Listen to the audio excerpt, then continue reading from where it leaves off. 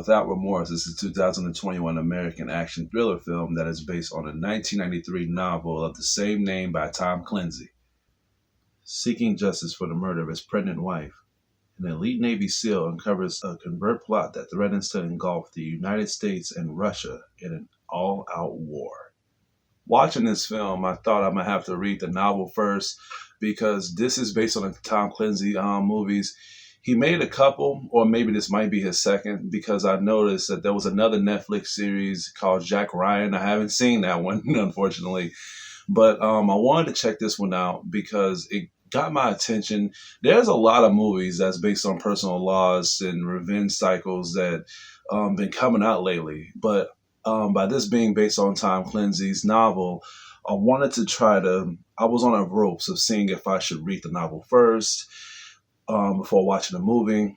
And by me watching the movie first before reading the novel, I'm gonna have to say I don't think it's necessary. Now, if you're a Tom Clancy fan or if you want to read the novel first, then go ahead. But the movie pulls you in quickly. It's a straightforward film. It doesn't really drag at all.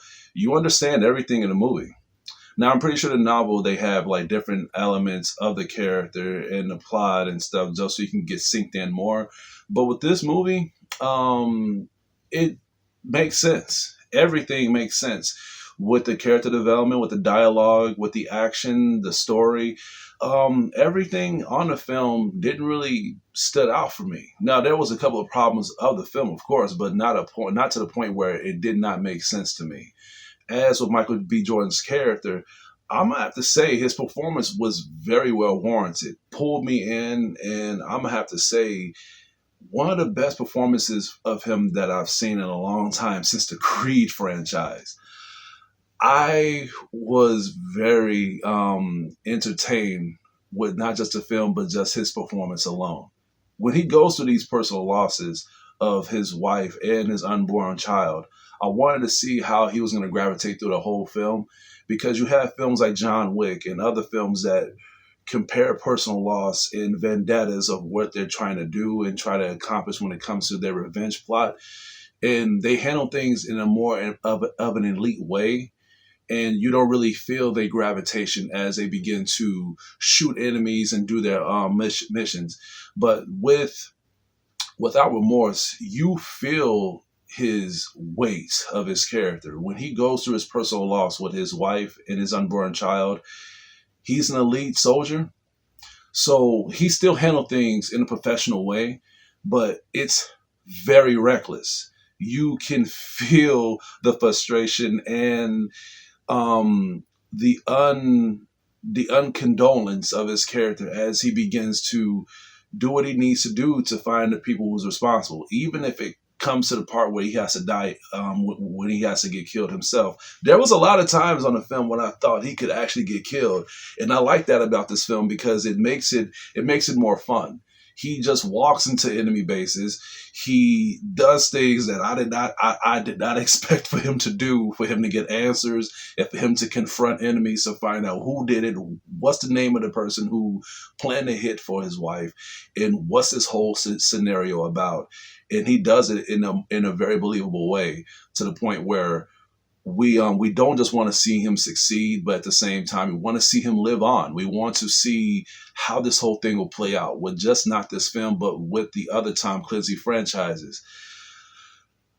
I felt the weight of his character, but I did not feel the sorrow, if that makes sense. And if it doesn't make sense, I'm going to break it down to you.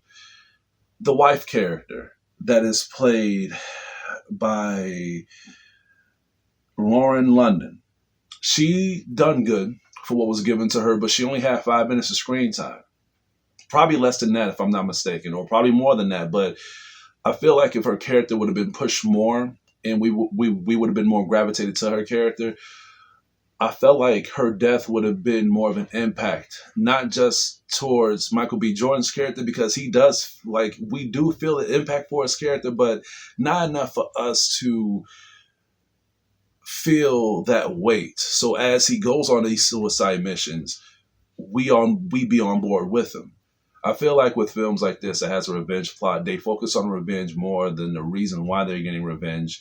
John Wick suffers the same thing, but at the same time, we had more screenplay of the dog, and I think the dog had more of an emotional break than Michael B. Jordan's wife. His name is John Clark in the film, but I feel like if we would have had more of an impact towards the wife, and if they would have just showed like their connection, the way how they was interacting with each other, they showed that, but not enough for us to be pulled in. The personal loss would have hit us to the point where we would have been emotionally broken. I tear up in films a lot if it's executed well, but when the wife got killed, I didn't really feel anything. I was like, wow, we're doing this already? Like, I didn't really get a chance to even know the character. But that's my only complaint about the film. Other than that, the film is bursting with action, bursting with a lot of gunplay and a lot of creativities of how enemies get killed, and just the way how he executes his combat.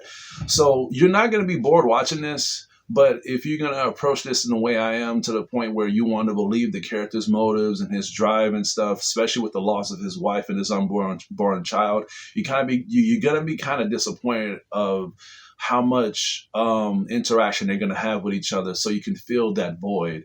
I'm going to have to give Without Remorse a B. The movie's not bad. The movie is not perfect either. But I feel like with a lot of revenge films that can relate to this, I feel like they should be more focused. Here's the thing, right? This is what I think they should do. I think before the tragedy happens, they should give us as much time of the character that's going to get killed off as much as possible. Probably more than the character that's going to do the revenge. That's going to do the revenge train, because if the character's going to get killed off,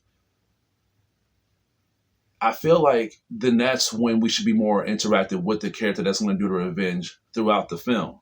That's just my opinion. For example, Without Remorse, they should have gave John Clark's wife probably 25 minutes. I'm being generous. 25 minutes or probably half an hour. So and not to the point where it's filler and stuff, but just have us be, just brung into the character, to the point where when she does get killed off, and when she's in the verge of getting killed off, we know it's going to happen, but we wish that she gets saved. When she gets killed, or when she's in the verge of death, we don't feel nothing, because it happens so quick.